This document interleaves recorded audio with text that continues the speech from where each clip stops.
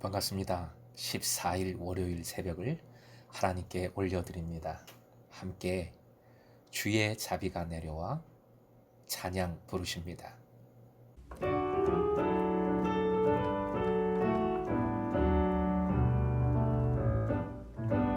주의 자비가 내려와 내려와 주의 자비가 봄비같이 주의 자비가 내려와 나를 덮네. 주의 자비가 내려와 내려와 주의 자비가 봄비같이 주의 자비가 내려와 나를 덮네. 헤이호 주의 자비하심과 헤이호 주의 은혜로 헤이호 나는 영원히 춤추리. 오늘 허락하신 하나님 말씀은 창세기 15장 17절에서 21절까지의 말씀입니다. 함께 주신 말씀 읽겠습니다. 해가 져서 어두울 때에 연기나는 화로가 보이며 타는 횃불이 쪼갠 고기 사이로 지나더라. 그날에 여호와께서 아브라함과 더불어 언약을 세고 이르시되 내가 이 땅을 애굽 강에서부터 그 큰 강 유브라데까지 네 자손에게 주노니 곧 겐 족속과 그니스 족속과 감몬 족속과 헷 족속과 브리스 족속과 르바 족속과 아모리 족속과 가나안 족속과 기르가스 족속과 여부스 족속의 땅이니라 하셨더라. 오늘의 기도 제목, 빛 되신 주님을 바라볼 때 빛을 덧입으며 빛이 되는 삶을 살게 하소서. 빛 되신 주님을 바라볼 때 빛을 덧입으며 빛이 되는 삶을 살게 하소서. 본문은 참 중요한 말씀이고 은혜로운 말씀이지요. 본문 17절이 핵심입니다. 연기나는 화로가 있고 타는 횃불이 보입니다. 연기나는 화로 풀무는 이스라엘 백성이 통과해야 할 풀무불이지요. 즉 시련의 역사를 상징합니다.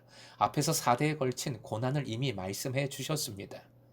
하지만 타는 횃불로 주님께서 임하십니다.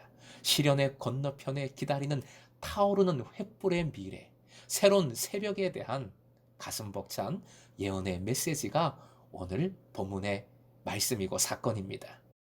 풀무불 연기 속에서 숨막히듯 몸부림만 치다가 고난만 당하다가 주저앉아 버리고 질식해 버린다면 무슨 소용이 있습니까? 타오르는 횃불을 경험하려면 어떻게 해야 할까요? 본문을 통해 함께 상고해 봅니다. 타오르는 횃불을 경험하려면 첫째, 하나님의 깨뜨리심을 반드시 통과해야 합니다. 깨뜨리심의 역사가 하나님의 일하시는 방식입니다. 하나님은 계속 나를 부수십니다. 하나님은 계속 나를 만들어 가십니다. 그것이 나에게는 고통이고 아픔이지요. 신앙생활하면서 나는 세상과 부딪힘이 없어 너무 편해. 문제 있는 신앙입니다. 신앙생활하면서 얼마나 많은 은혜를 받았는지 몰라. 은혜만이 가득해 너무 좋아. 이것도 문제 있는 신앙입니다. 그냥 자기 생각으로 신앙생활하고 있을 확률이 큽니다. 이사야 28장 27절 말씀 같이 읽을 건데요. 소회향이라는 단어가 나오는데 꽃의 일종입니다. 떡을 만들 때 그 속에 집어넣습니다. 화면 보시고 함께 읽겠습니다. 시작. 소회향은 도리깨로 떨지 아니하며 대회향에는 수레바퀴를 굴리지 아니하고 소회향은 작대기로 떨고 대회향은 막대기로 떨며 곡식은 부수는가 아니라 늘 떨기만 하지 아니하고 그것에 수레바퀴를 굴리고 그것을 말굽으로 밟게 할지라도 부수지는 아니하나니. 즉 깨, 회초리로 털고 콩 같은 것은 도리깨로 보리 같은 것은 절구방아에 찢고 하는 것을 표현하고 있는 말씀입니다.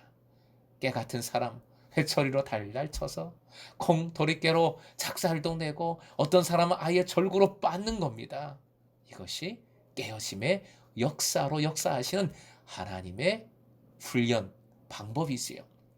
A.A. 폴라드라는 분이 있어요. 보스턴 대학에서 학생들을 가르치는 대학 교수님입니다. 그런데 계속 병에 시달립니다. 너무 많은 병으로 고통을 당해요. 원망하다가 주님의 다른 계획이 있는가? 그때부터 그 병든 몸으로 선교사로 헌신을 합니다. 병든 몸이지만 그래요, 주님 위에 일하다가 죽을게요. 그러면서 지은 찬송이 425장 주님의 뜻을 이루소서라는 찬송입니다. 가사를 읽어드립니다. 주님의 뜻을 이루소서 고요한 중에 기다리니 진흙과 같은 날 빚으사 주님의 형상 만드소서. 주님의 뜻을 이루소서 주님 발 앞에 엎드리니 나의 마음속에 살피시사 눈보다 희게 하옵소서. 진흙과 같이 나를 빚는다는 것 깨어짐의 법칙이지요. 정하지 말고 순종하고 감사하라 횃불과 같이 타오를 것이다. 하나님의 법칙, 깨어짐의 법칙을 기억하십시오.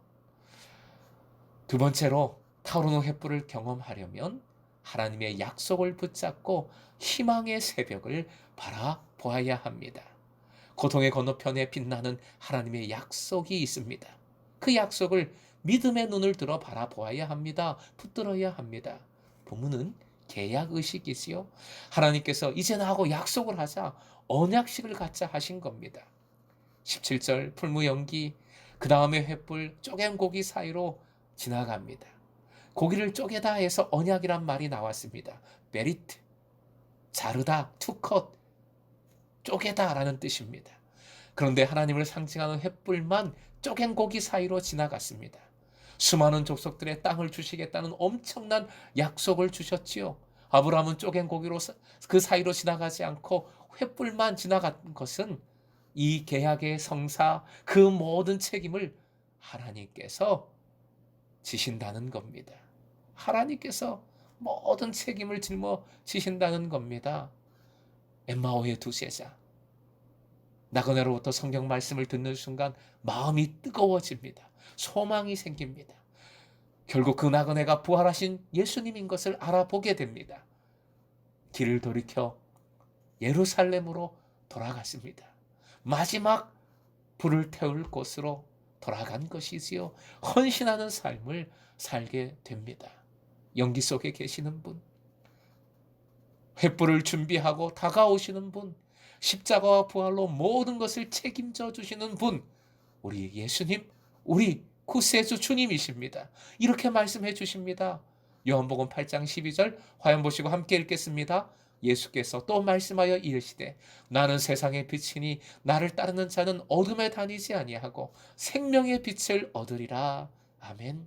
오늘도 믿음의 눈을 들어 빛을 바라보며 그 빛을 소망하며 그래서 빛을 경험하고 빛이 되는 인생 되시길 주님의 이름으로 축원드립니다.